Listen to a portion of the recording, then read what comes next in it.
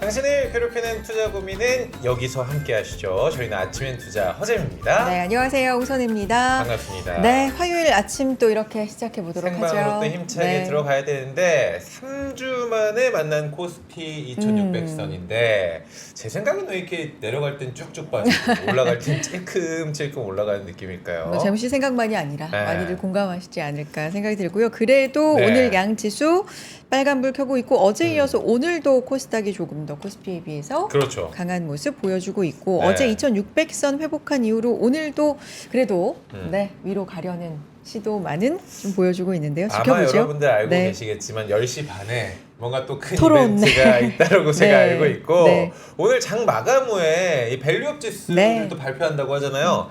이게 지금 우리 오늘 증시에 어떤 영향을 끼칠지도 여러분들 함께 저희와 해주시죠. 네. 자, 오늘 아침엔 투자 NH투자증권의 고민에 대해서는 척척 박사 노 박사님, 노재균 부장님과 함께하도록 하겠습니다. 반갑습니다. 안녕하세요. 안녕하세요. 반갑습니다. 반갑습니다. 인사 부탁드려요. 예. 저는 NH투자증권 영업부에서 근무하고 있는 노재균 부장입니다. 아유, 반갑습니다. 반갑습니다. 척척 박사님. 네, 노재균 제가 부장님. 가려운 네. 부분을 굉장히 시원하게 긁어주십니다. 네, 등에 제가 손이 잘 안 닿거든요. 네, 시원하게 잘 긁어주십니다.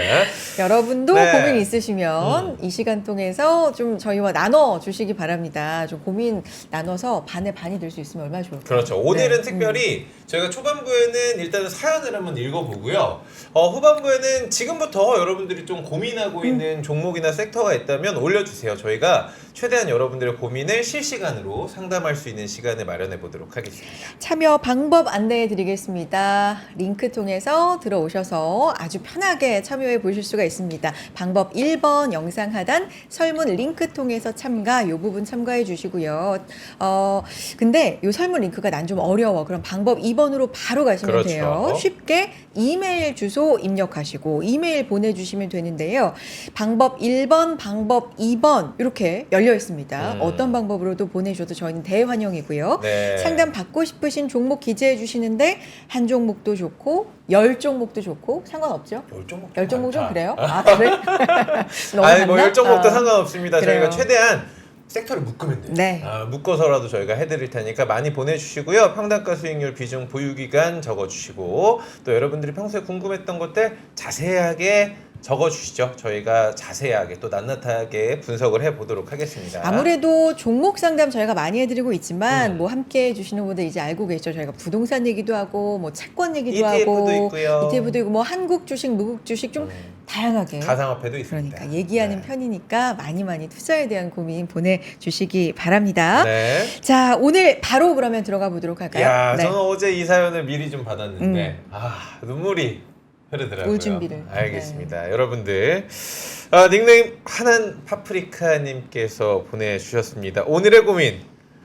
와이프 몰래 주식을 투자하고 있습니다. 네. 회복이 가능할까요? 라고 보내주셨습니다. 그러니까 그동안 상담 사연 중에 가장 어떻게 보면 좀 위험한 사연일 수 있습니다. 지금 몰래 하고 계신 그리고 거거든요. 일단 회복 가능할까요? 네. 해서 손실 중이시구나. 큰일 났습니다. 오늘 네. 더 진지하게 나가가 보도록 하겠습니다. 안녕하세요. 저는 40대 남성 투자자입니다. 저는 주식에 관심이 많아서 3년 전부터 꾸준히 투자를 하고 있습니다.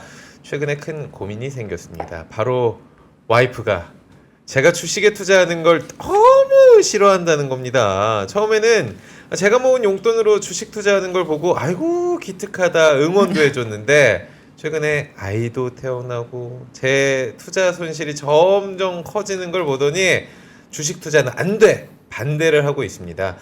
와이프가 속상해하는 걸 보고 정리했다고 말했어요. 그렇지만 사실 손실난 종목들이 있어서 완전히 정리하지 못했습니다. 이 수익권에 들어오면 한 종목씩 정리를 하려고 합니다. 제가 보유한 종목들 언제쯤 괜찮아질까요? 첫 번째 HD 현대미포 보유하고 있습니다. 11만 7천 원에 매수했고요. 비중 20% 정도 됩니다. 최근 조선주 기대감이 높고요. 기업 자체 네임밸류도 높은 상황이라 보유를 하고 있는데요. 일각에서 나오는 전망만 봤을 때는 저는 빠르게 회복할 수 있을 것 같거든요. 언제쯤 탈출 가능할까요? 두 번째, 삼성전자입니다. 76,000원에 매수했습니다. 다들 같은 꿈을 꾸듯이 이 10만 전자가 되겠다 싶어서 투자를 했습니다. 그런데 최근에 이 반도체주 흐름 안 좋고요. 이 목표 주가를 하향하는 증권사들도 많아지면서 미리 손절해야 하나 고민을 하고 있습니다. 세 번째, 펌텍코리아입니다. 화장품 용기 제조업체로 46,000원에 들어갔습니다. K뷰티 인기 워낙 높잖아요. 전망도 좋고 금방 인기가 식진 않겠다 싶어 매수했는데 전망 어떻게 보실까요? 마지막 보유한 종목 GS건설입니다. 최근 건설주 미국의 금리 인하수에 기대감을 받고 있잖아요. 어떻게 GS건설도 수혜 받을 수 있을까요?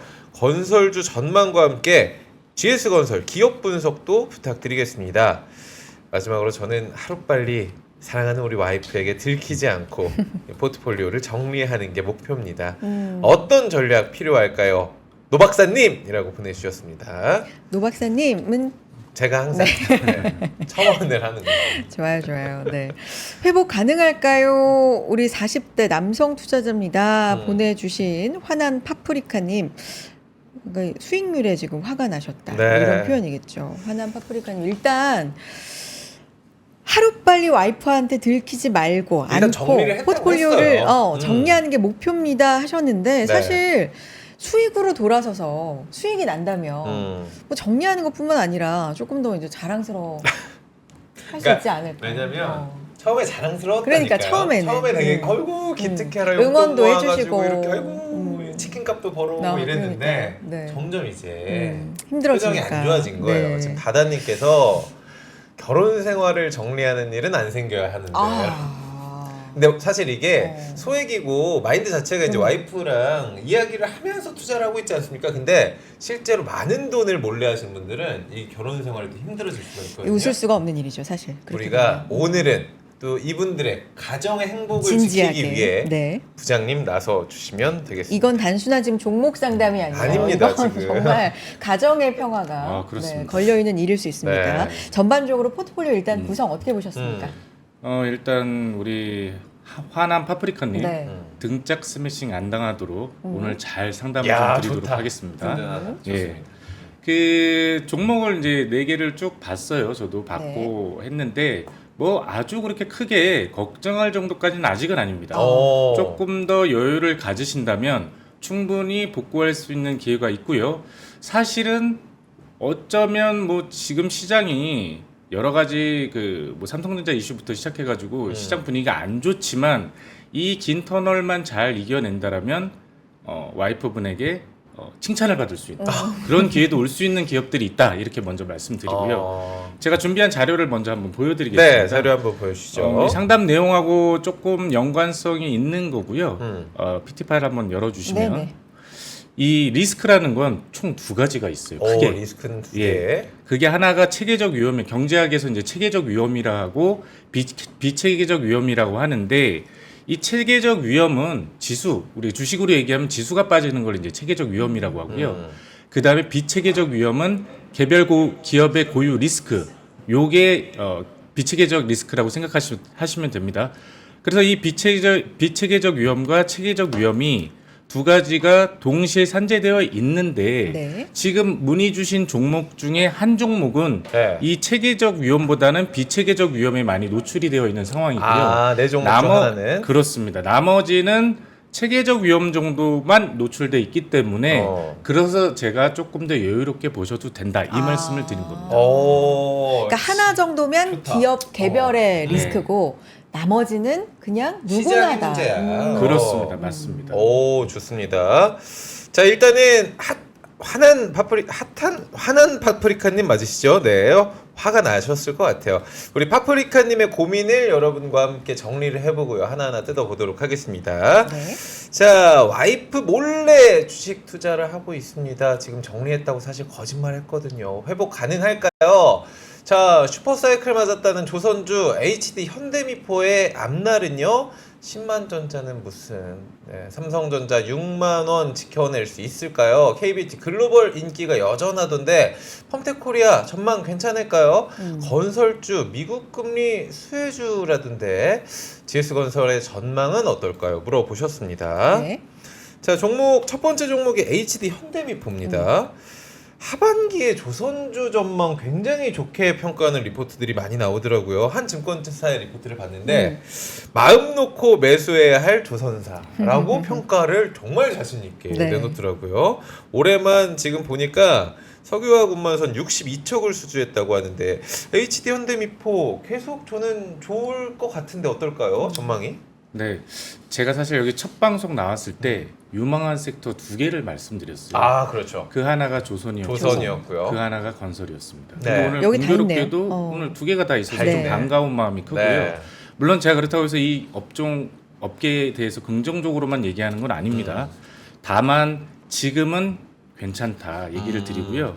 먼저 이 조선업 자체에 대한 그 메커니즘을 보시면 그때도 얘기 드렸지만 큰 항공모함 같아요. 서서히 턴어라운드해서 서서히 그 방향으로 계속 지속적으로 움직이는 효과가 굉장히 큰 업종 네. 중에 하나가 바로 조선입니다. 그러다 보니 지난 10년간 굉장히 안 좋았어요. 그러다가 작년부터 턴어라운드가 이루어지면서 본격적인 상승이 올해부터 나오기 시작한 거죠. 네. 현대미포도 그 중에 한 기업이고요. 더더욱 거기에 모멘텀을 준 것 중에 하나가 바로 배 만드는 가격, 신조선가라고 합니다. 이게 2008년도에 가장 조선업이 핫했거든요. 네. 그때 신조선가의 최고가가 191.6포인트였습니다. 근데 어제 기준으로 189.8, 190에 근접을 했어요. 거의 머리 꼭대기까지 왔다 생각해도 되는데 주가는 그에 반해서 문의 주신 조선주 이것뿐만 아니라 아직까지도 그 과거의 그 영광까지는 올라가지는 못했습니다. 네. 그래서 이 신조선가라는 긍정적인 어떤 피에 대한 상승이 있고요. 두 번째로는 우리가 배가 뭐 비싸게 잘 파는 것도 중요하지만 원자재 가격도 굉장히 중요합니다. 그렇죠. 왜냐면 내가 원료를 사는데 비싸면 남는 마진이 없잖아요. 그렇죠. 즉 기업이 마진을 먹고 사는 기업이라면 반드시 선행돼야 될 게 또 원재료의 가격입니다. 그런데 여기 크게 두 가지가 있어요. 후판입니다. 네. 후판이 뭐냐면 배 만들 때 우리 철강이 들어가잖아요. 네. 그 철강에 그 조선에 들어가는 그 철강 이름이 이제 대부분 후판이고요. 그 후판의 가격이 최근에 많이 하향 안정화됐다. 즉 원재료 가격이 내려갔다. 더군다나 중국이 이제 저가 후판을 많이 내놓고 있어요. 그러다 보니 철강 업계가 되게 안 좋아요. 네. 근데 조선주 입장에서는 철강 가격이 우리나라에서 구매 안 해도 중국 걸 그러면 안 되겠지만 근데 뭐 조선업 자체도 먹고 살아야 네. 되니까 그렇죠. 네. 중국 거를 사와야 되는 입장이 될 수도 있어요. 네. 그 협상이 이제 곧 이루어질 거고요. 그게 지금 우리나라 가격하고 $20 정도가 차이가 난대요. 네. 작은 게 아닙니다. 그럼요. 그리고 두 번째 그 철강의 원료가 되는 철광석 또한 최근에 많이 떨어졌습니다. 네. 그래서 철광석 가격이 떨어져서 후판 가격도 떨어지는 동시에 효과가 있기 때문에 이 원자재 가격이 떨어져서 조선 배를 만드는 데 들어가는 비용이 적기 때문에 이 조선주에 대한 매출이나 이익이 계속 확대될 가능성이 크다. 그러다 보니 슈퍼사이클이다, 업계 호황이다 이런 얘기가 리포트가 계속 나오는 겁니다. 네. 두 번째로 이제 최근에 외국인 매수세인데요. 한 40만 주 이상 이 HD 현대미포 같은 경우 지속적으로 지금 매수가 이루어진다는 점은 수급에서 좋다는 얘기고요. 다만 이 HD 현대미포에 대한 그 부분 마진에 대한 부분에 하나 염려스러운 것 중에 하나가 바로 환율입니다. 환율. 예, 배 만드는 기업도 결국 달러로 결제를 하거든요. 네. 근데 최근에 7일, 8월 지나오면서 환율이 좀 빠지지 않았습니까? 그래서 그게 이제 만약에 3분기 실적이 녹아져 나온다면 조금은 떨어질 수 있다. 그러나 전체 큰 그림은 그렇게 크지 않다. 영향은 크지 않을 거다. 그런 부분을 한번 말씀드리고 싶고요. 네. 그 다음에 차트를 한번 보면서 네. 좋습니다. 네, 한번 보여드리도록 하겠습니다. 차트의 추세는 어떤지 한번 보도록 하겠습니다. 아마 우리 화남 파프리카님은 요 부분 언저리 어디쯤에서 사신 것 같아요. 네. 두 달 가격대를 되셨으니까. 보니까. 네. 왜냐하면 올라간다고 하니까 이제 좋다고 생각하니 그럴 수밖에 없는 부분이었을 아이고, 건데 네. 하필이면 이때 8월 5일 날 한번 아까 말씀드린 쭉 체계적 빠졌죠. 리스크, 시장 네. 리스크를 맞은 거죠. 근데 기업의 개별 고유 리스크는 거의 지금은 없다고 봐도 됩니다. 물론 산재되어 있는 게 우리가 보이지 않는 것도 있지만 현재 상황에서는 그렇게 악재 크게 노출된 건 없다. 네. 그런 측면에서 본다면 결국에 다 올라왔다가 또 최근에 조정받았다 올라오고 있습니다. 추세는 아직까지 양호하다. 다만 이제 11만 원 이 추세가 완벽하게 우상향을 만들어지려면 11만 원에 안착하는 게 먼저이기 때문에 화난 파프리카님은 요 가격을 주시를 해야 될 거고요. 11만 원이 회복이 되면 다시 전고점을 향해 도전을 할 겁니다. 그런 전고점까지 돌파 여부를 보고 매도할지 말지를 결정하셔도 됩니다. 다만 또 뭐 항상 좋은 것만은 아니기 때문에 밑으로 만약 추세가 꺾인다 그러면 10만 원 아래로 내려갈 수 있기 때문에 정말 최악의 상황에서 9만 원 정도를 손절가를 잡고 일단 더 큰 손실을 막기 위해서는 빠져나와야 되지 않냐 이렇게 위아래로 좀 이야기를 드리도록 하겠습니다. 일단은 아래로는 9만 원 정도는 손절 라인으로 생각을 하고 지켜봐라 라고 말씀을 해주셨습니다. 네, HD 현대 미포였습니다. 삼성전자 얘기 좀 가보겠습니다. 이야, 드디어 만났네. 여기서 만났네요. 여기서 만났네요. 진짜 화난 파프리카님 뿐만 아니라 뭐 국내 시장 얘기할 때 얘기를 안 할 수가 없는 기업이고 종목이고 사실 상전이 올라가주지 않으면 우리 시장 자체가 힘들죠. 좀 힘이 딸리기 때문에 굉장히 내가 가지고 있지 않더라도 이 종목을 굉장히 관심 있게 보시는 분들 많을 거라고 생각을 하거든요. 최근에 더더군다나 뭐 여러 가지 이야기가 있습니다. 뭐 아주 최근에 얘기로는 모건 스탠리 보고서 비롯해서 진짜 겨울이 오는 건지, 뭐 이런 얘기. 그리고 지금 10만 전자 얘기한 지가 우리가 꽤 됐잖아요. 네, 그죠? 지금 얼마죠? 62,000원대. 고요. 우리 화난 파프리카님은 76,000원에 매수를 하셨고, 뭐 많은 분들이 난 8만 원대 샀어, 뭐 이런 분들도 8층 전자, 9층 전자 있었죠. 뭐 지금 계실 겁니다. 어떻게 될까요, 삼성전자? 참 답답한 주식 중에 아마 하나이지 않을까. 전 국민 진짜 국민주 주식 중에 하나고요. 오늘 아까 서두에 얘기 드린 빛의 계적 리스크 이 종목입니다. 이 종목이에요? 예. 이 종목이에요? 예. 시장보다 더 빠졌잖아요, 일단. 보면 코스피 지수가요. 지금 최근에 10% 그날 고점 대비해서 삼성전자 고점 대비해서 10% 정도 빠졌는데 삼성전자 몇 프로 빠진지 보이세요? 30% 가까이 빠졌습니다. 이 좀 역대급이고요.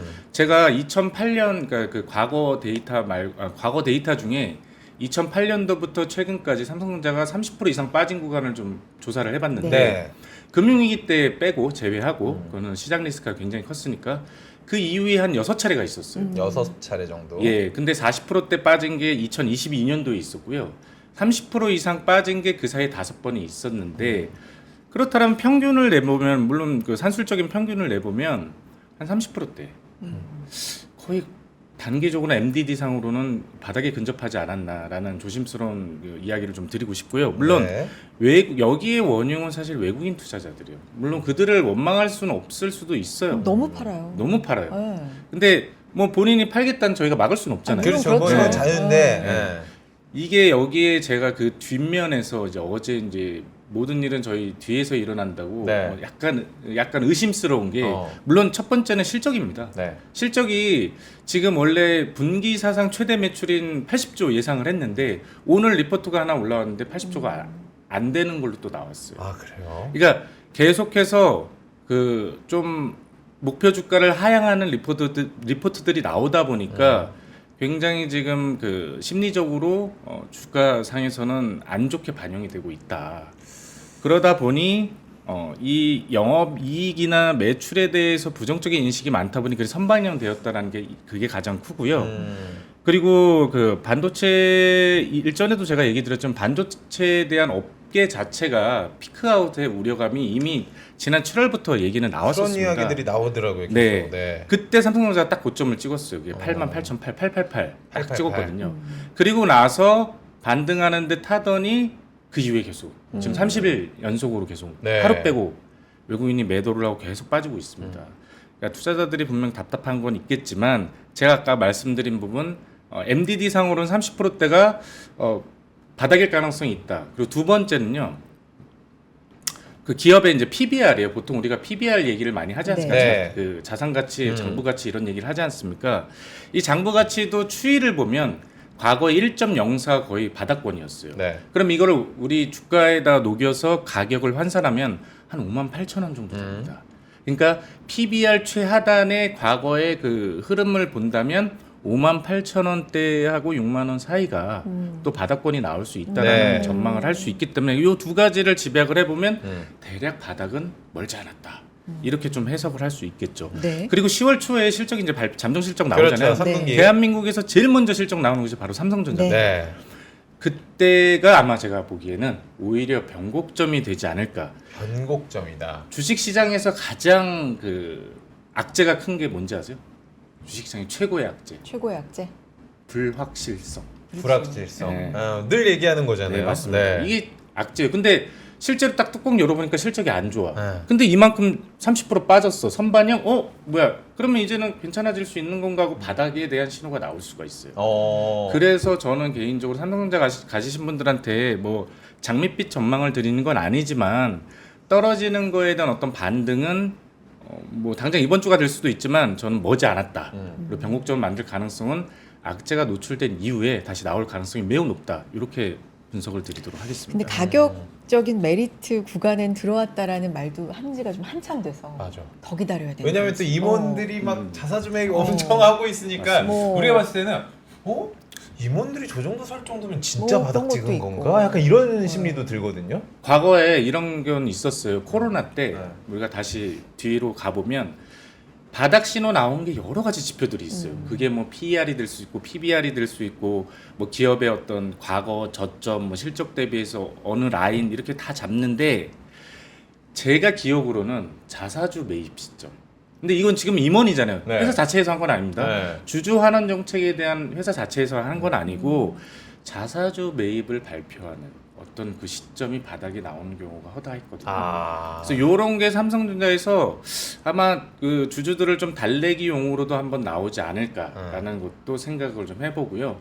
이번에 그 오늘 이따가 뭐 발표되는 것도 있지만 밸류업 프로그램 관련해서 네. 삼성전자를 네. 편입하느냐 안 하냐 지금 이런 논란도 네, 좀 네. 있어요. 근데 만약에 편입이 된다라면 뭐 이것도 약간의 수급에 대한 호재가 될 수는 있겠죠. 그런 측면을 보면 삼성전자 가지고 계신 분들한테는 가격적인 면에서는 불편할 수 있겠지만 뭐 오늘 내일 하는 기업도 아니고 거의 바닥에 가까워진 신호가 몇 개가 발견됐으니 인내하시는 구간으로 가시는 게 맞다 이렇게 말씀드리겠습니다. 네, 그러면 좀 저는 크게 봤을 때 반도체의 겨울이었다라고 선혜 씨가 얘기를 했잖아요. 제가 얘기한 건 아니고. 그래 누가 모건 얘기했지? 스탠리. 모건 스탠리가 얘기했어. 난 선혜 씨가 얘기한 줄 알고 그거를. 네. 반도체 네. 수요를 좀 가늠해 볼 수 있는 지표가 마이크론 테크놀로지 4분기 실적 발표라고 이번 하는데 주. 이번 주 네. 26일이라고 저는 알고 있는데 시장 전망으로 봤을 때 반도체주 뭐 진짜 겨울이 왔다라고 생각을 하세요? 유명한 그 윈터 이즈 커밍. 윈터 이즈 커밍? 이번엔 붐이라고 어른거린다고 또 참 윈터 가지고 다양한 표현을 만들어내요. 그렇습니다. 네. 근데 주식이라는 게요. 네. 뭐 물론 지금 피크아웃 아까 얘기도 네. 드렸지만 여기 레거시 반도체라 그래서 우리 전통적인 반도체들, 네, 그러니까 네. 디램, 낸드, 네. 플래시, 메모리 이런 것들이 가격이 이렇게 녹록하진 않아요. 다시 또 하락 가능성도 있고 어느 정도 또 둔화될 가능성이 있다 하면서 네. 이게 또 선반영되는 것도 있거든요. 네네. 주식이라는 건요 항상 뭐든지 실적이든 경기든 다 선행을 합니다. 그러니까 이미 선반영된 것들이 있다라는 시장의 그 신호 사인만 한번 나와 준다라면 충분히 뭐 업황에 대한 의구심은 있겠지만 네. 바닥에 대한 신호는 나오지 않을까 생각하고 있고요. 반도체 글쎄요 저는 올해 반도체를 그렇게 크게 선호하진 않는 편이지만 개인적으로는 여기서 만약 더 빠지면 가격 메리트적인 측면에서는 편입할 그렇군요. 의사가 있을 네. 정도로 충분히 저는 그렇게 좋게 보고 있습니다. 뭐 윈터가 오고 있는 거든 룸으로 어린거리는 거든 어쨌든지 간에 가격 메리트는 확실하게 좀 들어왔다. 그러면 그냥 이게 외국인이 언제쯤 돌아서는지 확실하게 좀 사주는지 이게 중요한 거 아니에요? 아 셀코리아 이제 끝나야죠. 네. 네. 그래서 어제 그 지인분하고 이제 네. 대화를 하는 와중에 네. 이 자금이 사실은 이렇게까지 매도하는 거는 분명히 빠르게 이탈해야 되는 자금. 우리가 한국 시장이든 뭐 개별 기업이든 간에 가장 그 유동화, 그러니까 그 현금화하기 쉬운 주식 중에 하나가 삼성전자이지 않겠습니까? 그럼 뭔가 우리가 알지 못하는 어떤 매도세가 있을 수도 있다. 그런 측면에서 약간 음모론이긴 한데 우리가 아닌 또 다른 어떤 불확실성이 있지 않을까라는 그런 생각을 좀 해봤어요. 물론 그게 뭔지는 저도 자세히는 모릅니다. 네. 수급의 논리이기 때문에 우리가 알 수 있지는 않아요.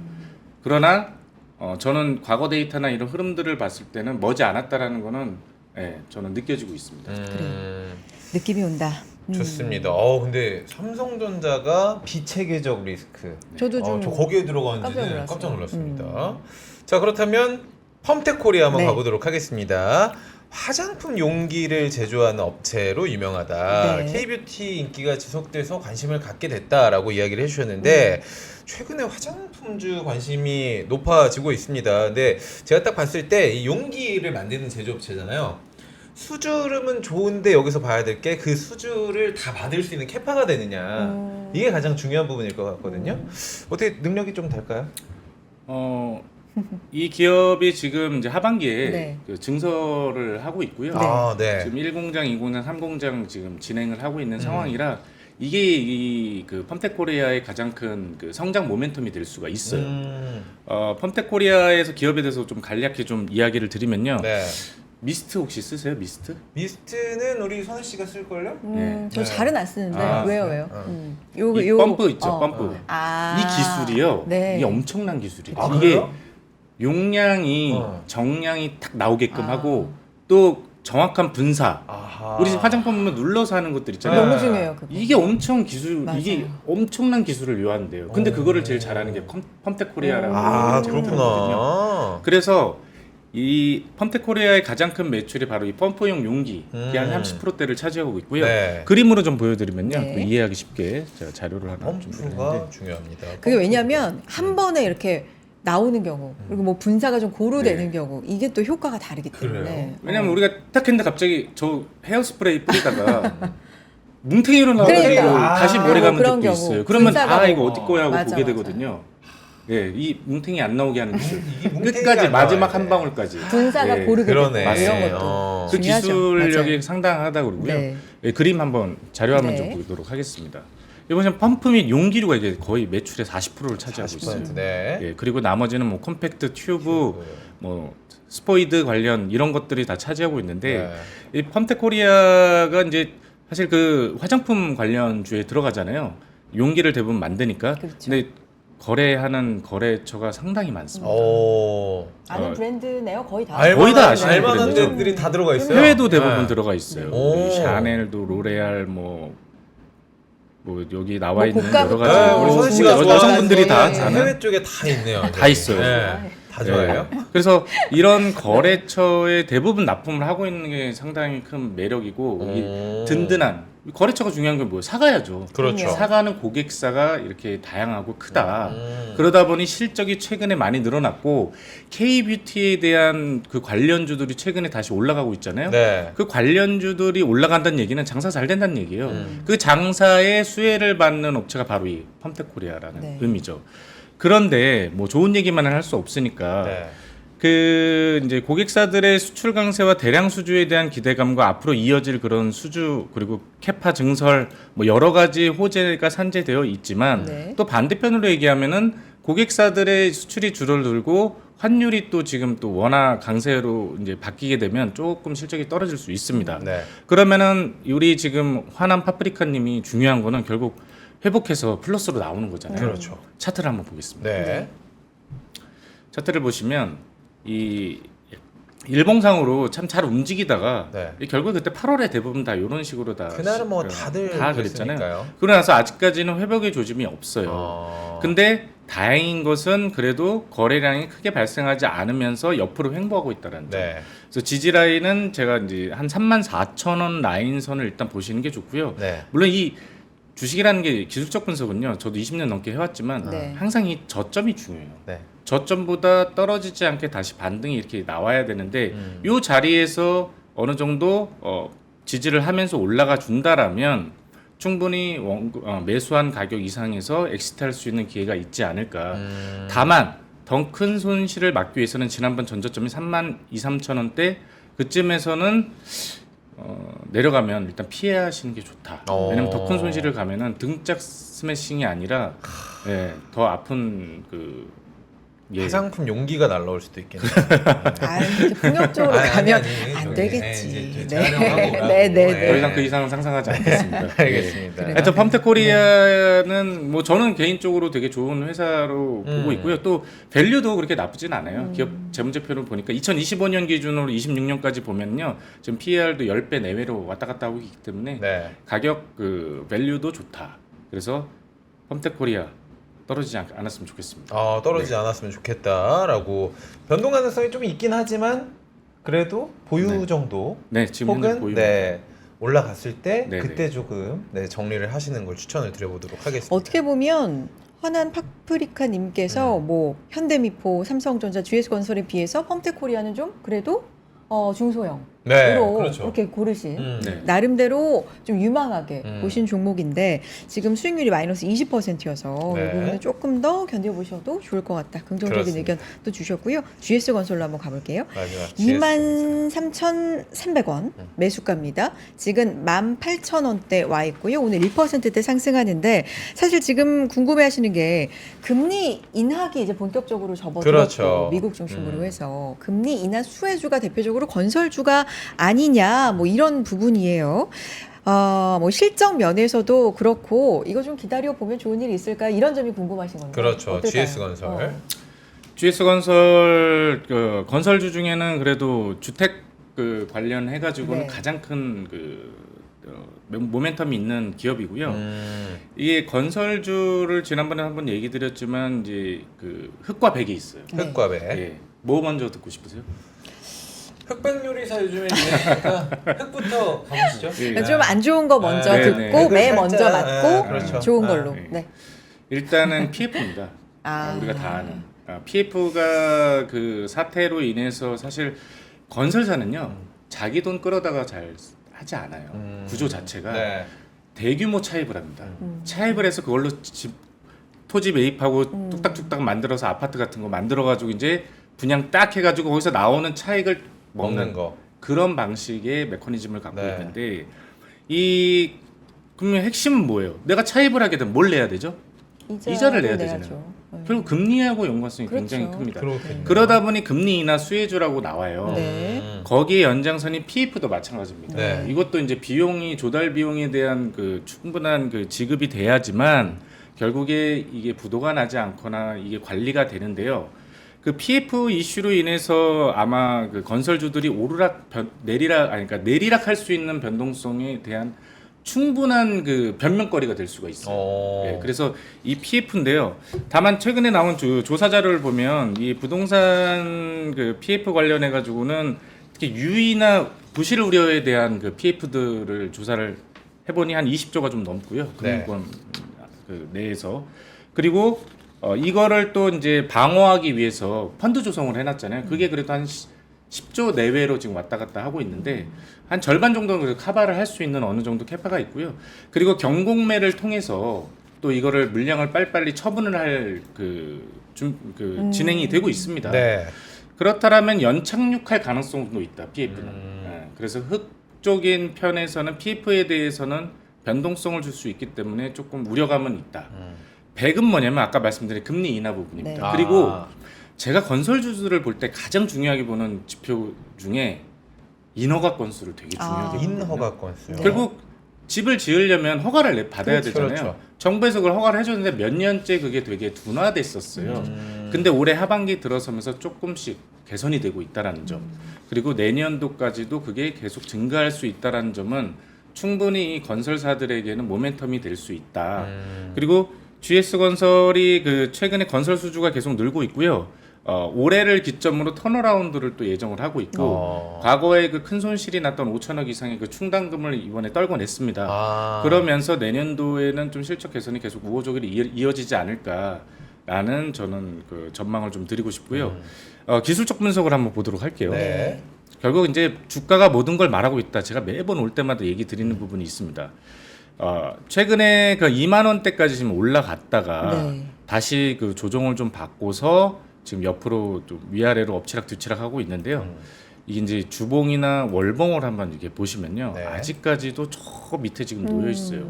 근데 이 화난 파프리카님은 당장 지금 엑시트를 해야 되는 상황이다 보니까 그게 좀 아쉽긴 하지만 내년까지 기다려라. 와이프한테 이걸 또 감추고 가다가 갑자기 돈 필요하다 그러면 언제든지 매도를 해야 되기 때문에 아이, 그렇죠. 지금 현재 상황으로서는 지난번 저점인 한 17,000원 근데 거기까지 가면 너무 손실폭이 커지니 네. 최근 저점이 18,000원 이하를 종가 기준으로 깬다라면 저는 일단 현금화하는 게 맞다. 아. 너무 얕긴 하지만 근데 내가 좀 더 버틸 수 있다 그러면 여기가 이제 십자선을 제가 잠깐 보겠습니다. 여기 보면요, 여기가 과거의 저항선이 미래의 또 지지선이 되거든요. 그렇죠. 보시면 여기서 비슷하네요. 돌파를 했잖아요. 네. 근데 여기 지지했잖아요. 근데 이게 주봉에서 보면 또 명확하게 나오죠.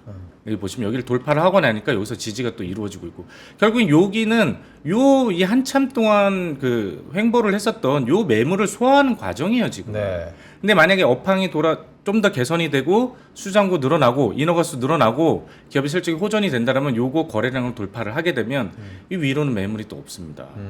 사실 저는 이거를 기다려도 괜찮다라고 그래서 보고 있지만 시간상 아직은 좀 촉박하시니 요거에 대한 지지라인과 2만 원대의 돌파 요 정도 박스권을 좀 보시는 게 좋지 않을까. 네, 요 정도로 정리드리도록 하겠습니다. 알겠습니다. 일단은 건설주였죠. GS건설까지 만나보고 오셨습니다. 흑과 백으로. 근데 우리나라 한국은행의 이 금리 인하도 10월이냐 11월이냐 이야기가 많지만 오늘 나온 얘기로는 10월 아니고 11월이 될 가능성이 있다는 그래요? 얘기도 좀 네. 있어요. 그러면 우리나라 금리 인하를 시작을 어쨌든 연내한다. 네. 근데 또 대출 규제는 한다는 거죠. 이게 건설주에는 이게 어떻게 작용이 됩니까? 사실은 네. 그거에 대해서 그것도 명함이 있어요. 네. 흑백을 또 넘어선 명함. 왜냐면 건설사들 입장에서는 그 분양이 잘 돼야 돼요. 그렇죠. 집이 잘 나가야죠. 지방 같은 소도시에서는 지금 미분양이 좀 많이 있거든요. 미분양 상태가 심한 곳들이 있어요. 네네. 네. 그런데 결국엔 그러다 보니 대형 건설사를 그래서 보는 편이고요. 그 금리 인하를 한다 그래서 당장 떨어지는 건 아니에요. 이건 기준금리예요. 이미 시장에서 시중금리는 이미 떨어져 있는 상태예요. 네. 근데 일각에서 이제 정부에서는 이런 부동산 과열을 방지하기 위해 9월 달부터 이 DSR 해가지고 네네. 2단계를 시행을 했죠. 그러다 보니 1주택자도 이제 더 이상 대출을 받지 못하고 추가로 부동산을 투자하고 싶어도 못하는 그런 상황입니다. 과열을 막기 위해서 했지만 네. 부동산이 언제 그랬습니까? 저는 규제의 역설이라는 이런 얘기를 듣고 싶어요. 규제를 하면 할수록 어디론가 삐져나가서 또 어떻게든 하는 성향이 굉장히 많아지거든요. 특히 부동산이 심합니다. 그렇기 때문에 약간 그 규제에 대해서는 전 좀 기우에 지나지 않을까 생각이 네. 들고요. 아까도 얘기했지만 사실 PF의 연장선을 계속 봐야 됩니다. 나오는 정보를 계속 습득해가지고 그 PF가 어느 정도 분위기상으로 연착륙이에요. 내년까지. 근데 이게 일각에서 터지게 되면 또 주가에 큰 하락 요인이 될 수 있기 때문에 그 부분을 계속 예의주시하자 이런 말씀을 드리고 싶습니다. 흑과 백. 흑이라면 PF 쪽을 네. 주시하자라는 말씀까지 부장님, 듣겠고요. 네. 근데 부장님이 또 행복한 결혼 생활 하시고 계시잖아요. 감사합니다. 네. 이분의 고민을 굉장히 또 열심히 분석을 해주셨는데 제가 이제 곧 유부남을 앞두고 있어서 아유 그러시다면서 축하드립니다. 허락보다는 용서가 빠르다라는 이야기가 있더라고요. 허락보단 용서? 유부남이 아내에게 허락을 구하는 것보다는 용서를 요즘에 되게 조언을 구하고 다니나 봐요, 정우 씨가. 혹시나 이렇게 투자를 하고 계시는 이 와이프 몰래 하고 계시는 분들이 계시다면은 어떤 그 조언을 좀 주시고 계세요? 저는 저희 이제 투자 상담을 하다 보면 네. 제일 좋아하는 부류 중에 하나가 부부끼리 같이 투자하시는 분 그래요? 굉장히 선호합니다. 왜냐하면 고객들 중에서도 배우자가 알면 안 되는 그런 분들도 굉장히 많으세요. 그러다 보니 저도 그러면 더 조심스러워져요. 뭔가 통화를 할 때든 뭐든 간에. 근데 부부끼리 와서 이렇게 하면 물론 싸우는 경우도 있어요. 나는 이거 사고 싶지. 거봐 이거 사자 그랬잖아. 내가 아니야, 이거 미장 봐. 가야 된다고 했잖아 이렇게. 실제로 그런 경우가 있었어요. 미장하고 싶었는데 국장 갔다가 지금 이렇게 분위기 안 좋아져서 혼나고 계시는 분이 네. 계시긴 그럴 것 한데 같아요. 그래도 같은 그 마켓에서 같이 플레이어로 머무신다면 물론 좀 속상할 때 속상하겠지만 그래도 같이 있으면 이해를 하게 됩니다. 아까 빠른 게 용서라고 했지만 용서를 구하는 게 맞다라고 했지만 저도 동의하는 게 그냥 오픈하시고 사실 네. 오픈하시고 용서를 구한다면 물론 분위기는 봐야 되겠죠. 용서를 구하고 대신 지금 갖고 계신 종목들이요 괜찮아요. 나쁘지 그렇다고 해서 않아요. 지금 네. 당장 다 버려야 할 기업들이 아닙니다. 기술적 분석으로 봤을 때 버려야 한다는 거지 기업의 내재 가치나 밸류나 흐름을 봤을 때는 버릴 종목이 없어요 사실은 지금 상황에서는. 그렇다면 내가 이거 상담 받고 했는데 기업들이 괜찮대 시간이 좀 필요하대. 네. 자기야 내가 이거를 조금 더 끌고 갈 테니까 내가 대신 일 더 열심히 해가지고 더 돈 많이 벌어오고 더 용돈도 많이 그래. 해줄게 라고 네. 얘기하는 게 저는 좀 더 현명하지 않을까 이런 생각이 듭니다. 어떻게 말해야 될지까지 지금 제시를. 얼마나 이게 또 인생 선배로서의 멋진 맞습니다. 전략 아, 아니겠습니까? 어쨌든 버릴 종목은 지금 당장 없어 보인다. 음. 조금 더 인내가 네. 필요하다. 네. 그것도 괜찮다라는 네. 의미로 하나하나 좀 분석을 해드렸습니다. 자, 여러분의 고민도 좀 올려주시죠. 여러분이 궁금하신 종목, 내가 갖고 있는데 이거 왜 이래요? 하는 종목, 언제 팔아요? 뭐 이런 종목도 좋고, 네. 이거 살까요? 뭐 이런 종목도 좋습니다. 시장에 대한 궁금증도 좋고요. 댓글 남겨주시기 바랍니다. 저희 잠깐 광고 듣고 올까요? 네. 잠깐만요.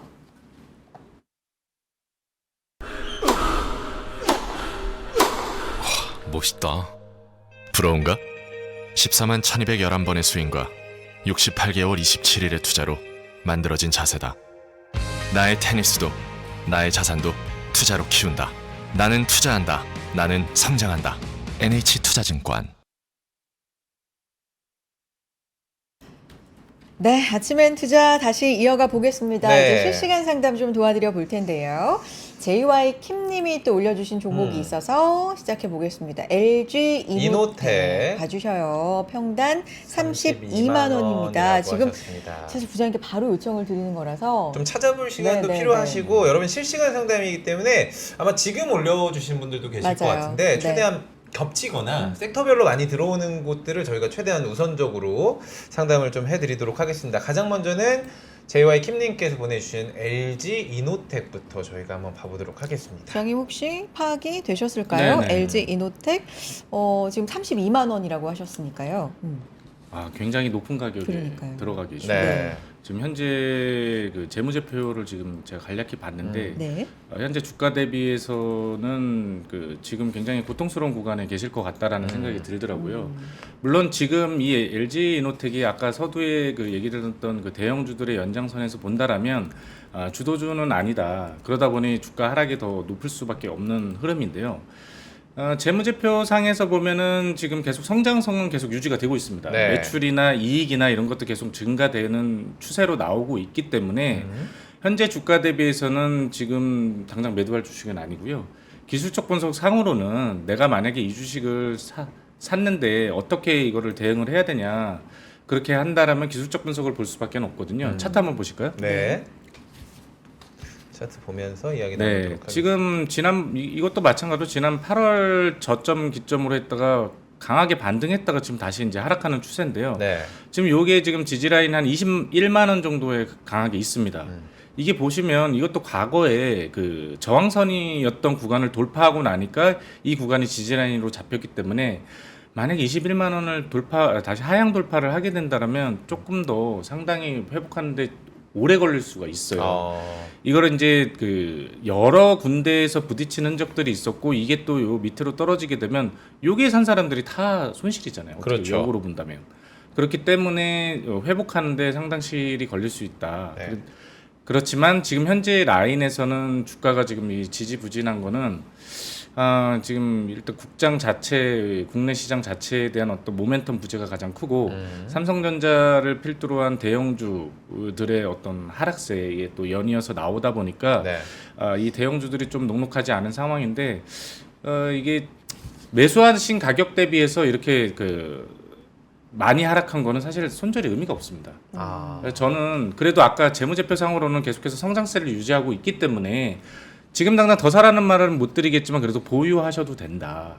만약에 이게 뭐 비중이 크지 않다라면은 다른 걸로 갈아타시기를 권해드리고 싶지만 이게 그 비중이 크다라면은 일단은 지금 상황에서는 손절은 의미는 없는 것 같습니다. 뭐 재무제표나 이런 거는 양호하고 계속해서 성장세를 유지하고 있기 때문에 이건 가져가셔도 된다 이렇게 얘기 드리겠습니다. 근데 실적 우려가 좀 나오고 있는 것 같아요. 최근에 보고서를 봐도 아이폰 신제품에 네. 관련돼서 아무래도 밀접한 관련이 있는 종목이다 보니까 이게 좀 수요가 부진할 것 같다라는, 그럼 이노텍도 실적이 좀 안 좋을 것 같다, 하향 네. 조정될 것 같다, 이런 우려도 좀 있는데요. 어떻게 봐야 돼요? 네, 뭐 나온 리포트를 이제 제가 쭉 네, 봐야 네, 네. 되겠지만 네. 일단 예상치로는 지금 계속해서 좋게 나오는 걸로 분기 실적 같은 경우 음. 컨센서스나 이런 것들을 보면은 상향이 되어 있는데 이제 아까도 그 삼성전자 필두로 10월 달부터 다 대형주들이 이제 실적 나오니까 그 분위기에서 선반영되면서 이제 주가가 또 일부 조정을 받는 것도 좀 보이기도 하거든요. 네. 그럼에도 불구하고 지금 자리에서는 지금 PBR 상으로도 거의 그 자리에 와 있고 실적 흐름이나 이런 걸 봤을 때도 하향이 뭐 크게 훼손되지 않는다라면 하지만 2천억 정도 이익 그리고 이 영업 OP는 한 3천억 정도 예상을 하고 있는데 이거보다 조금 떨어지게 나오더라도 다시 회복할 수 있는 기회가 4, 4분기 내년도 이어지지 않을까 그렇게 보고 있습니다. 그러니까 방금 부장님께서 실시간 상담을 해드리고 있는데 정말 많이 빠져 있는 상황이라면 사실 손절도 의미가 없다라는 이야기를 해주셨잖아요. 두 번째 종목이 더 속상하긴 해요. 카카오. HJ님께서 네. 카카오, 원구이님께서도 카카오 얘기하셨는데 와 들어간 가격이 두 분 다 12만 원대인데 오늘 가격이 3만 5천 원대거든요. 상담을 그래도 부탁을 한번 드려보도록 하겠습니다. 카카오. 카카오도 정말 이 코로나 때 수혜를 엄청 받았던 기업 중에 그렇죠. 하나잖아요. 언택트 네. 이슈도 있었고 플랫폼 관련해가지고 메타버스 이슈도 있고 뭐 되게 어울려져가지고 그 올라갔다가 사실 이 카카오를 제가 비난하는 건 아니지만 이 기업 분할을 굉장히 많이 했어요. 네네. 분할 상장을 많이 하다 보니까 자체 이제 사업에 대한 어떤 모멘텀이나 이런 것도 다 뿔뿔이 그렇죠. 흩어진 것도 굉장히 네. 큽니다. 그런 측면에서 좀 카카오는 좀 그 주주를 위해서라도 주주분들을 위해서라도 뭔가 자구책을 계속 마련해야 되지 않을까. 주주 환원 정책부터 시작해가지고 여러 가지 모멘텀을 만들어야 되지 않을까 생각을 하는데요. 네. 이게 그 주가 흐름 뭐 차트를 보시면은 나오지만 계속 끊임없이 우하향을 하고 있어요. 그러게요. 이 바닥이 어딘지도 모르고 지금 계속 내려가고 있는 상황이고요. 주봉이나 월봉을 보더라도 거의 처참합니다. 그러니까 지금 12만 원대라고 하니 정말 이 거의 그 상단에서 거래를 하신 것 같은데 그리고 나서 몇 년째 제 소가리를 굉장히 많이 했을 거라고 생각이 듭니다. 네. 그러니까 제가 지난번에 그 역산을 했을 때 수익률을 보면 이것도 한 최소 5배 이상은 벌어야 되는 상황이라 이걸 손절해서 5배 이상 수익을 날 수 있는 기업을 찾는 것도 사실 쉽지가 않거든요. 그렇다라면은 카카오가 회복되기를 바라야 되는데 그게 비단 뭐 어떤 모멘텀이 될지는 모르겠지만 카카오 자체에서의 그 어떤 신규적인 어떤 사업이나 아니면은 이 기업의 그 매출에 대한 상향 이런 것들이 이루어지는 타이밍을 좀 보셔야 될 것 같아요. 지금은 손을 댈 수가 없습니다. 이건 누가 와도 그래요. 이거는 할 수가 없어요. 다만 너무 속상해하지 마시고 그냥 저만치에 그 숨겨 놓으시는 게 맞아요. 왜냐하면 볼 때마다 속상하시니까. 그러니까요. 볼 때마다 기분이 안 좋아요. 근데 그러실 필요가 없는 게 결국에 다시 올라오는 구간도 나오거든요. 그러니까 저만치 숨겨 놓으시는 것도 잊어버리시는 것도 당분간 방법이다. 예, 와, 그렇게 좀- 위로를 장인숙님이 주세요. 나보단 낫네요. 저는 17만 원인데. 진짜 최고점에서 사셨구나. 정말 꼭대기에 계신 장인숙님께서 또 위로의 글도 남겨주셨고요. 닉네임 봄봄님께서 또 항공주도 물어보셨습니다. 대한항공 28,350원입니다.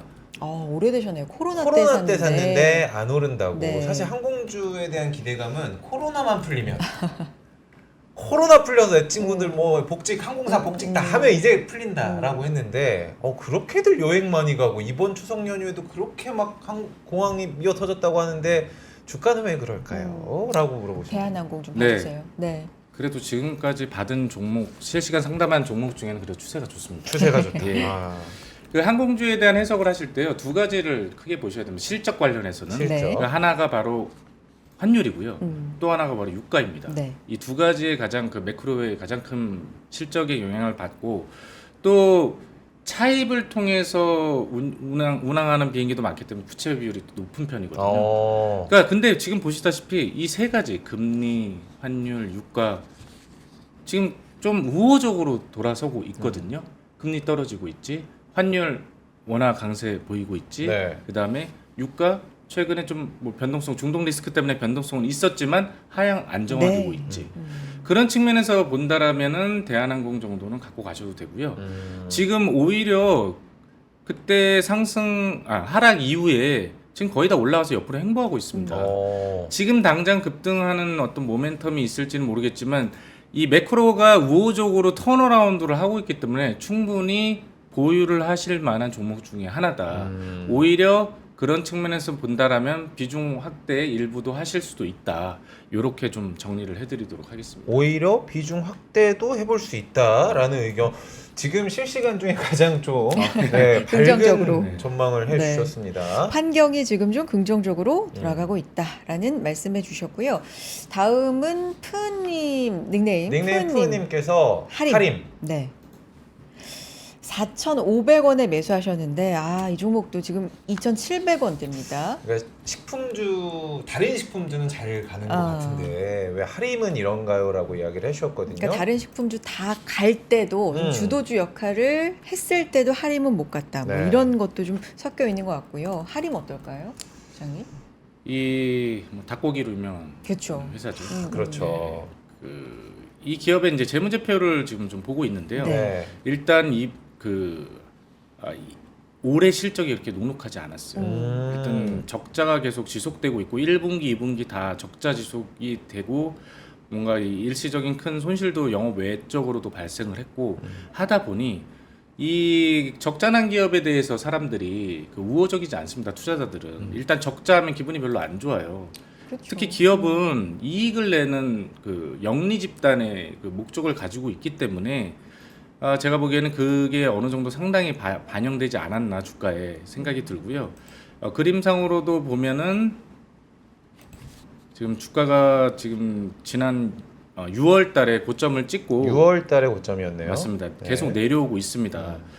그러다가 바닥 찾기에 지금 나서고 있거든요. 네. 그래서 이 기업은 2,700원을 저점으로 깨지 않는다라면 보유하고 계셔도 되긴 한데 뭔가 대량 수주 내지는 계속 지속적인 판매 그리고 턴어라운드 할 수 있는 매출이 있어야 됩니다. 근데 이제 아직까지 그게 뚜렷이 보이지 않고 있기 때문에 하림 내부적으로 구조적인 어떤 뭐 경쟁사가 뭐 많이 있다 보니까 뭐 그럴 수도 있겠지만 내부적인 어떤 이슈가 있을 수도 있으니 주가가 여기서 하향 이탈하게 된다라면 저는 손절을 하는 게 맞지 않나. 4,500원 가격 되게 높은 편인데 저는 적자 기업을 굉장히 안 좋아하거든요. 네. 일단은 돈을 벌어야 된다, 기업은. 네, 기업은 돈을 벌어야 됩니다. 식품주 지금 전반적으로 말씀해 주셨는데 이 식품주 가운데에서도 지금 주목을 받고 주가가 잘 가는 종목들은 외국에서 수출이 잘 되고 우리 어제 얘기했잖아요. K푸드, 그러니까요. 네. 뭐 불닭이라든지 뭐 이런 것도 뭐 K 과자도 상당히 주목받고 있다고 하는데 뭐 이런 종목들인가요? 하림하고는 좀 결이 다른 종목이 있냐고요? 아니 그런 식품주에서 종목들에서 네. 식품주들은 K푸드가 실질적으로 그걸로 주가가 많이 올랐던 그렇죠. 기업들이 많아요. 수출 하림이 그런 역할을 K 닭고기 뭐 이런 식으로 그러진 하면은 좋긴 한데 힘들겠다. 예. 과연 그래 제가 뭐 그런 관점에서 보자면 보자면 오히려 아까 말씀 주신 불닭볶음면이나 뭐 냉동김밥 이런 것들은 해외에서도 팔리기 때문에 외형적인 성장이 있기 때문에 그걸 담보로 주가가 올라갔고 네. 하림 자체는 아까도 말씀드렸지만 오히려 적자를 내고 이 사업을 지금 잘 못하고 있는 상황이라 조금 저는 조금 부정적으로 볼 수밖에 없습니다. 푸우님이 지금 우시면서 감사합니다. 그래도 감사합니다. 네. 이야기도 또 해주시고 저희가 분석도 감사합니다. 해주시고 네. 감사합니다. 한 가지. 네, 기업이 이것도 마찬가지 어떻게 네. 어떤 식으로 변하지를 못하겠지만 우리 또 너무 우셔가지고 기업의 재무제표가 일시적으로 지금 안 좋을 수도 있는 거거든요. 지금 이제 1분기, 2분기는 안 좋았지만 연간 기준으로 본다면 작년까지 돈도 좀 잘 벌었어요. 어. 올해가 안 좋은 것뿐이지. 그리고 자산 가치도 지금 주당 한 2,000원대가 지금 나오고 있기 때문에 네. 제가 보기에는 조심스러운 바닥을 좀 말씀드리고 싶지 않나. 네. 네. 그래도 전반적으로는 손절을 좀 생각하시는 게 여기를 이탈해 버리면 더 2,700원 선을 네. 내려가게 알겠습니다. 된다면 거래량을 동반해서 그러면은 좀 위험할 수 있습니다. 더 큰 하락이 올 수 있기 때문에. 다음 주 가볼까요? 엠마 윌스님. 엠마 윌슨님께서 롯데 에너지 머티리얼즈 71,500원 이야기하셨는데 제가 쭉 찾아보니까 이게 몇 년은 가지고 계셨던 것 같아요. 지금 보니까 7만 원대 사셨습니다. 7만 원대가 보니까 꽤나 언제예요? 지금 언제인지도 모를 것 같은데 지금 현재가는 41,400원 오늘 왔다 갔다 좀 네, 하긴 네. 하는데 그래도 상승폭으로 올라가고 있는 상황인데 전망을 좀 말씀을 해주시죠. 어떻게 버텨야 할까요? 이제 롯데케미칼이 최대 주주로 있는 기업이네요 보니까. 그리고 2차 전지 관련 그리고 건설 관련하고 이렇게 다 엮여 있는데요. 지금 재무제표를 지금 잠깐 보고 있는데 재무제표는 그래도 양호한 편입니다. 지금 네. 분기 실적으로 이제 쭉 보다 보니 지난 작년까지 조금 어려움이 있었다가 올해 2분기를 기점으로 좀 턴어라운드에 대한 조심스러운 전망이 있고요. 다만 주가가 지금 많이 올랐다가 빠진 흔적들이 지금 있다 보니까 위로 매물벽이 굉장히 많습니다. 특히 이 47,000원에서 한 5만 원 사이의 이 매물벽이 1차적인 그 저항선이 될 가능성이 매우 높다. 그러나 지금 지난번 하락폭보다는 굉장히 많이 올라와 있는 상태입니다. 그러네요. 그래서 네. 추가 상승 가능성에 대해서는 열어두셔도 되고요. 네. 이 47,000원에서 49,000원 또는 5만 원 부분까지의 상승을 나왔을 경우에는 이거를 거래량을 동반해서 돌파한다라면 지난번 고점 56,000원까지도 도전이 가능하거든요. 업종 전반적으로는 다시 회복세가 가능성이 높아 보입니다. 아까 네. 재무구조의 어떤 흐름을 보니까 그렇기 때문에 근데 매수가가 좀 높은 편이시기 때문에 지금은 일단 그래서 추세를 돌려놓은 상태라서 조금 더 보유하고 가셔도 된다 이렇게 좀 일단 정리를- 도유라고 네. 이야기를 좀 해드릴 수 있을 것 같습니다. 지금 실시간으로 올려주신 그 상담 종목들 보니까 네. 뭐 그럴 수밖에 없겠죠. 사실 고민이 된다는 건 내가 수익이 너무 나서 고민이 되는 경우보다는 손실이 나서 고민되는 경우가 더 많겠죠. 너무 나서 고민은 이걸 뭘 할까 그러니까 뭐 고민이고. 행복한 고민일 수 있지만 그렇죠. 어쨌든 손실이 지금 많이 난 종목들이 내가 있다. 물론 요 시간 통해서도 저희가 짧게 이렇게 해결해 드리지만 사실 이거는 저희가 차트 분석 정도밖에 못하는 거거든요. 조금 더 자세하게 상담 받고 싶으신 분들 있으실 것 같아요. 저희가 앞서서 안내해드린 그 참여 방법. 여러분 네. 저희 지금 링크 나가고 있습니다. 네, 밑에 링크. 조금만 내리시면은 채팅창에 링크 있으니까 클릭하세요. 링크 통해서 보내주시고 또 이메일 주소. 메일까지. 네, 이메일 주소 통해서도 보내주셔도 좋습니다. 아이의 포트 전체를 한번 점검 받아 보시죠. 뭐 푸우님도 그렇고 엠마 윌스님도 그렇고 다정하시네요. 감사합니다 해주셨는데 아이의 포트를 저희한테 또 보내주시면 저희가 더 다정함을 발휘해드리겠습니다. 많이 보내주시면 네. 노재균 부장님은 저희가 거의 잡아놓도록 하겠습니다. 동의 없이 동의하시는 거죠? 동의합니다. 그럼요, 네, 그럼요. 그럼요. 네. 허락보단 네. 용서가 빠르기 때문에. 그러니까요. 자, 여러분 많이 좀 보내주시고요. 이제 시간 얼마 남지 않았는데 한 종목만 더 딱 하나만 더 해볼까요 그러면은? 해드려 볼까요? 네. 김영수님이 후성 평단가는 12,000원이라고 상담 부탁드린다고 해주셨습니다. 6,260원입니다. 네, 역시 손실 중이시고 큰 폭의 손실이에요. 어떨까요? 후성 지금 또 짧게 네. 파악하셨죠? 재무제표 지금 보니까 네. 작년까지 굉장히 어려움을 많이 겪었던 기업이고요. 올해 좀 턴어라운드가 다시 이제 나올 것으로 기대를 하고 있습니다. 기업의 가치나 이런 걸 봤을 때는 현재 주가 대비해서는 그렇게 높은 편은 아니에요. 무슨 말이냐면 6,200원 정도 지금 흐름을 보이고 있기 때문에 지지라인 상으로도 결국 저 5,200원을 깨고 내려가지만 않으면 되는데 이것도 위로 매물이 좀 많이 산재되어 있는 상황이고요. 주봉이나 월봉상으로도 아직 추세 전환이 이루어지지 않았습니다. 근데 지금 상승보다는 조금 조정 가능성이 조금 더 높아 보여요. 다만 이제 3분기 실적이 나오는 걸 좀 봐야 될 것 같습니다. 네. 이게 흑자 전환이 계속 이루어지느냐 아니면은 다시 적자 전환이 되느냐는 주가가 미리 선반영될 수도 있지만 그 실적을 보고 그 다음에 7,000원대 돌파를 좀 기대를 해도 될 것 같고요. 지금 현재 상황으로는 주가의 지금 의구심이 좀 많아요. 무슨 말이냐면 그러니까 여기서 더 살까 아니면은 그냥 손절을 할까 하는 그 어떤 심리적 흐름도 많기 때문에 지금 거기에서는 제일 중요한 게 실적이지 않을까 이렇게 좀 보여집니다.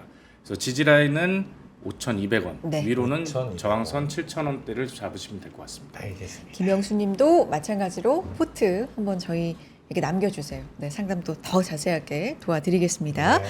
자, 오늘 여기서 마무리할까요? 노재균 네. 부장님과 여기서 인사 나누겠습니다. 부장님 네. 오늘 고맙습니다. 들어가십시오. 예, 수고 네. 많으셨습니다. 아유, 네네. 감사합니다. 진짜 1시간 통으로 애써주셨어요. 속 같습니다. 네, 감사드리고요. 자, 양 지수가 지금 또 방향성을 좀 달리하고 있네요. 어이구, 네. 코스피가 하락 반전에 있고요. 코스닥 0.8%대 네. 상승 유지를 하고 있지만 상승폭은 좀 줄었습니다. 오늘 있는 뭐 재무씨 앞서 말씀해 주셨던 토론회라든가 그렇죠. 네, 그리고 밸류업 지수 밸류업 지수. 네, 발표 이런 부분들 좀 주목하면서 내일 다시 인사드리겠습니다. 내일도 함께해요. 여러분 고맙습니다. 고맙습니다.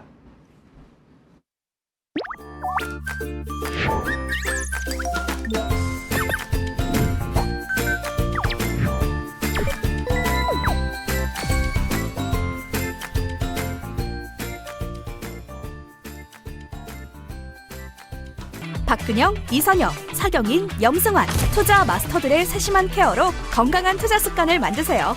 3프로 멤버십 3프로 앱에서 확인하세요.